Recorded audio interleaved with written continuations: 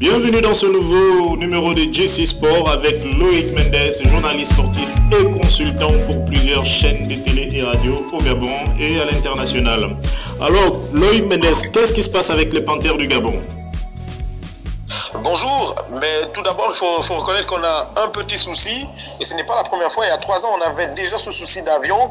Pierre-Emerick Aubameyang et son équipe avaient déjà fustigé ce comportement-là. Alors qu'est-ce qui se passe concrètement en 2022? Ce qui se passe aujourd'hui, c'est que l'équipe nationale avait affrété un avion qui les a emmenés à Paris, et après leur préparation à Paris, regroupement, ils devaient se rendre du côté de Kinshasa où ils vont jouer leur match contre les Léopards du Congo. Malheureusement, ils ont pris le vol et au bout de 2 heures de vol, ils se sont arrêtés à Barcelone en Espagne pour des raisons de problèmes techniques de l'appareil. Autre chose, c'est que maintenant, c'est compliqué parce que on va avoir un chemin difficile à gérer parce qu'il y aura la fatigue et tout ce qui s'ensuit. D'accord, on a aussi vu qu'un autre joueur des Panthères de Gabon, plus précisément Aaron Boupenda, a fait une sortie sur les réseaux sociaux, donc qui s'ajoute un peu à la ligne de ce qu'avait déjà fait Aubameyang, Lemina ou encore Didier Ibrahim Dong. On sait qu'il ne sera pas de la première vague qui va se retrouver plus précisément à Kinshasa. Est-ce qu'il a été écarté de l'équipe nationale? Bon, je ne peux pas vous dire avec exactitude s'il a été écarté, mais vous l'avez mentionné, il y a eu déjà des sorties qui n'ont pas été favorables à ceux qui les ont produites. Vous avez cité les noms ici.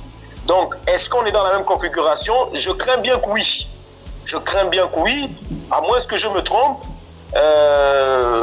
Sinon, qu'on nous explique jusqu'aujourd'hui, la fédération n'a pas communiqué sur les raisons pour lesquelles l'homme ne serait pas dans l'avion. Je précise au passage qu'il n'est pas tout seul. D'après ce que j'aurais lu, il serait avec Bouanga Denis, qui lui aussi n'est pas dans l'avion, qui a emmené les autres déjà pour Kinshasa, qui vont donc arriver un peu plus tard, en fin d'après-midi à Kinshasa. D'accord.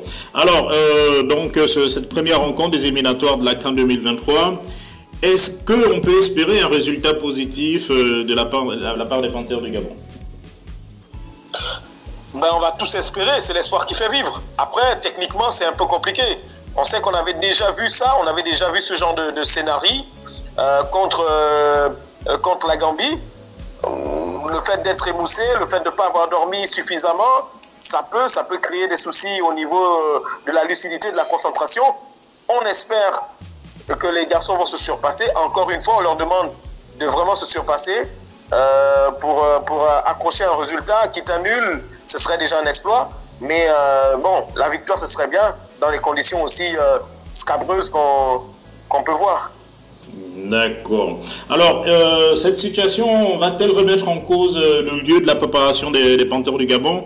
On le sait, ils se préparent généralement loin du pays avant chaque grand tournoi. C'était le cas lors de la CAN au Cameroun, où la préparation a été faite dans les Émirats.